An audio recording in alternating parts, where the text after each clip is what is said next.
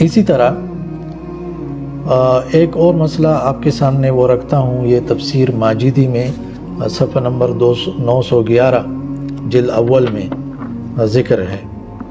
وہ یہ ہے، آپ لوگوں نے بھی اکثر سنا ہوگا کہ جو برا کرتا ہے تو اس کی سزا اس کو ملے گی، بالکل یہ قرآن بھی کہ من یعمل سوءا یجز بہ، سزا ملے گی۔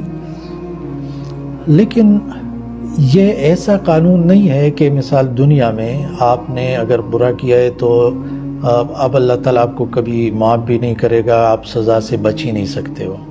نہیں، بہت سے طریقے ہوتے ہیں کہ جس کی وجہ سے انسان کہ وہ گناہ دھل جاتے ہیں اور معاف ہو جاتے ہیں۔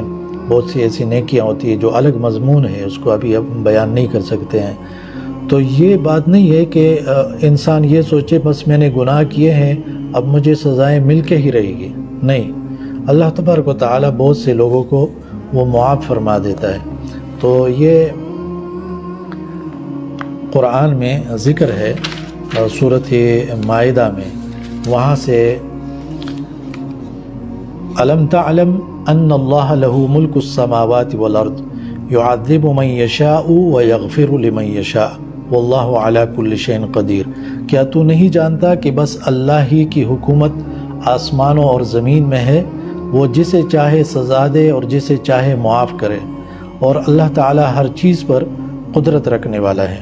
تو یہاں پر تفسیر ماجدی میں ذکر ہے کہ وہ حاکم مطلق ہے، آمر علی الاطلاق ہے، وہ کسی قانون سے مجبور نہیں کہ مجرم کو ہمیشہ سزا ہی دے۔ اس میں تردید آ گئی ہندی مشرکوں کے قانون کرما کی، کرم کا جو ان کا قانون ہے، یعنی مکافات عمل، ناگزیر مکافات عمل، کہ مکافات عمل لازمی ہوگا، یہ نہیں، لازمی یہ نہیں ہے، اس میں رد ہو گیا۔ یعذب من یشاء، لیکن وہ سزا اسی کو دیتا ہے جو سزا ہی کے لائق ہوتا ہے، اس کی حکمت کاملہ خود ہی جانچ کر لیتی ہے کہ کون کس لائق ہے۔ یغفر لمن یشاء، یہ معافی چاہے صرف آخرت میں ہو چاہے دونوں جگہ، یعنی دنیا اور آخرت دونوں میں۔